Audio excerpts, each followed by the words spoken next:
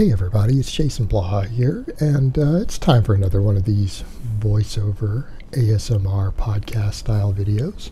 And I came across a news story, and actually I saw a couple different versions of it. I may link one of them down in the comments below, but I saw a couple different versions of it, and I think it's interesting. And yes, I know that the majority of my audience here are Americans, but this issue that we have with both PC culture as well as an obesity epidemic is something that we share between these two countries. So it's still interesting news in light of that. And it's that the Cancer Research Institute there in the UK is letting people know that the facts are that obesity is the second highest cause of cancer, preventable cause. And a lot of people are taking offense to it, and particularly at least one comedian is, and it's people who feel like this is fat shaming and this is harmful. And this is kind of the sad state of affairs that we are living with right now with this topic, to where legitimate medical science is seen as discriminatory or hurtful. And here's the thing that people need to realize when we talk about health and fitness and the obesity epidemic and the very, very well documented science about it, it's not intended to belittle people. It's not intended to shame people. It's not even making a moral judgment. And that's what people need to understand, is that when we say things like this and we talk about the research on obesity, which we know is an absolute killer, that is not a moral judgment against people. That's not a moral judgment. That is not telling people who are obese that they're a bad person, that they're a terrible person, or that they should hate themselves, or anything absurd like that. That is absolutely not the point. It is intended to help them, because the problem that you have with this whole health at any size movement is that it is actually destructive and harmful. And that's the problem. You know, they'll try to spin it as any form of fat shaming, and they're classifying this as fat shaming is actually harmful to people because it hurts their self-esteem and things like that. But I can tell you right now, your self-esteem being slightly injured is far less harmful than cancer is. It's far less harmful than diabetes is. These things are really serious problems, and we have an obesity epidemic. We have an obesity epidemic, and no, you cannot be healthy at any size. That's a myth that's been perpetrated as kind of a social thing. It's not based on reality. Ask any medical doctor, ask any researcher who researches everything from heart disease to diabetes to cancer, and they will tell you the data is overwhelming that obesity is an enormous contributing factor to all of these. It's an enormous factor. And you know, you get this idea that people will say, well, you can't tell a lot about a person's health by looking at them physically. Well, actually, oftentimes you can. And yes, you can tell a lot about a person's diet and physical activity based upon their appearance. Now, in some cases, that might not be entirely their own fault. All right, someone could have had a very serious injury or illness that makes exercising difficult for them. They could have an issue with a metabolic issue that makes them have a slightly lower metabolism, so they gain a little bit of weight far more quickly than the average person on the same amount of calories, and that can really add up over the years, particularly if they're sedentary. But this should also let people know that they need to make a change. And the whole point of this is that, yes, you can absolutely tell a lot by a person's appearance in regards to their overall quality of life, particularly when they're carrying 30 or 40 pounds of extra body fat. And I'm not talking about bodybuilder fat. Like you see in this whole fitness community, that someone who's 18% body fat, they're calling them obese or fat, or that they're, you know, a tub of lard and out of shape, like you see in this community, which that's insanity. That's also a level of delusion. That level of delusion that you see in the bodybuilding world is just as much of a delusion as the people who think they can be healthy at 300 pounds. All right, that is just as crazy and just as detached from reality. So I want to get that out of the way first. That's not based on reality. But, you know, we even have people who use the excuse that you see people in the lifting world who use, you say, well, you know, BMI charts don't work because of athletes or whatever, because these rugby players or these football players who are in good shape. And you got to look at them and go, Yeah, that's because they have enormous amounts of muscle. But I can assure you that the average person who goes to a gym and even lifts weights hasn't put on 30 pounds of muscle, right? They haven't gained 30 pounds of muscle.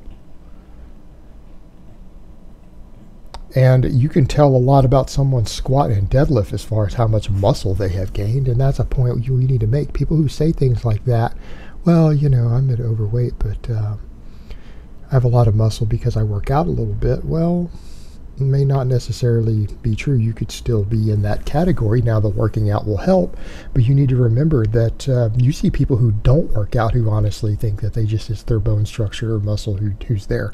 And you put them in a gym, if they can only squat 150 pounds, they don't have very much muscle mass. Just like that study I talked about the other day, sorry to sidetrack here, but I talked about it, I think it was yesterday or the day before, that they found that the number one factor in determining what a person's max squat was the amount of lean mass they had relative to their height. So in other words, if you're a grown man and you're not squatting 450 or 500 pounds, and I do mean that, I don't mean a half squat, I mean a real squat, odds are, statistically speaking, you haven't gained enough muscle that the BMI doesn't apply to you. In other words, if your max squat is like 300,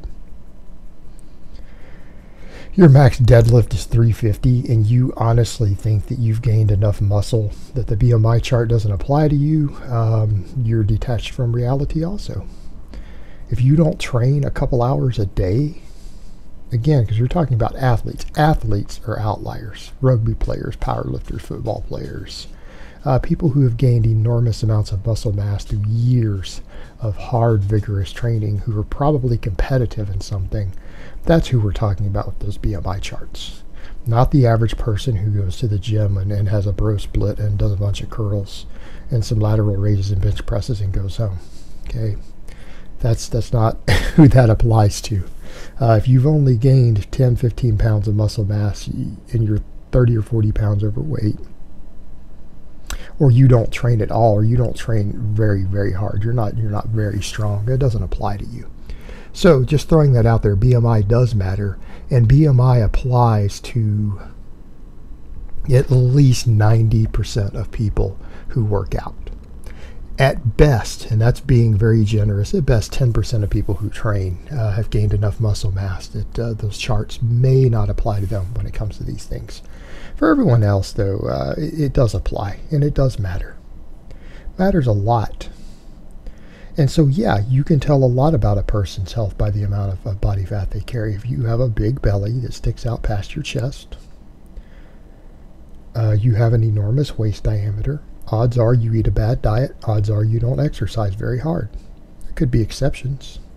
But even if you're the exception and you're carrying that much body fat, you're still at much higher risk of these things.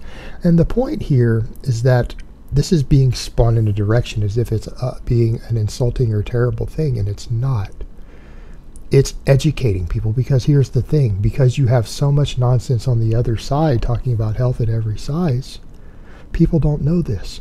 Or people, they get up to where they're 25 or 30 pounds overweight, and then they think, well, it's not that big of a deal. It's not that big of a deal. Okay, you know, I'll do maybe just a little bit of cardio. I'll walk every day so I won't get heart disease. Oh, and they don't realize all the other health effects related. The average person actually doesn't seem to know in surveys that being obese puts you at an enormously high risk of cancer. And that's a perfect example. This is about educating people based upon the science and the research so that they understand the consequences of their choices. And that's the difference. It's not saying someone's a bad person. It's just like if a person starts smoking cigarettes, that doesn't automatically make them a bad person. They have made a bad lifestyle choice. And at the end of the day, it's their right to do that. And it's a person's right to choose to continue to be obese. But it's also important for healthcare professionals and providers and researchers to let people know, hey, these are the consequences of your choice. If you're going to continue to choose this lifestyle, you have to accept the consequences of it. And one of the consequences of it is that if you're carrying a certain amount of additional body fat, that you could be 3 or 4 times more likely to develop at least 10 or 15 different types of cancers. because cancer, people associate skinny people with having cancer, but that person could have been 300 pounds when they were diagnosed, and they're 120 pounds near the end. It's not where they started. And that's the difference. This is educating people so that they can be informed of their choices and understand the consequences of if they continue to make that choice, and not to make them feel like they're a bad person. This is done so that people will actively work on saving their own lives.